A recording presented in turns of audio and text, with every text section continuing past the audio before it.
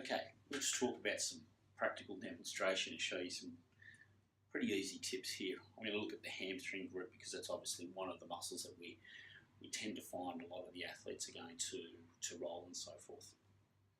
Keep in mind, our hamstrings are not always tight because they're short. They may be tight because they're lengthened because we have so much shortening happening here in our quadriceps. Well, we've talked about that beforehand. But I wanted to talk to you about and show you what I was talking about in regards to rolling hypertonic muscles, which are obviously loaded from obviously the byproduct of competition and obviously training, as opposed to muscles that have been offloaded.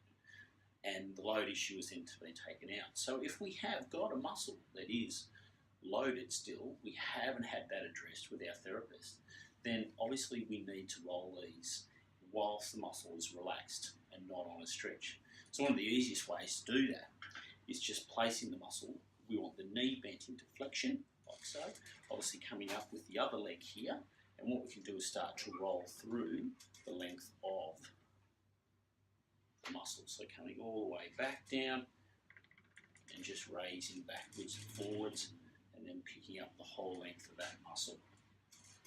Now that is if the muscle is hypertonic. If it's been dealt with in terms of a load issue, then by all means we can start to bring in some knee extension, so putting the muscle on a bit of a stretch, and now we're starting to deal and try and address some of the extensibility properties of the muscle. So we tend to find a lot of the restriction will happen in that mid-belly, okay, just in the lower inferior portion, but at the same time we may have issues right up at the attachment as well. So this is obviously a good area here.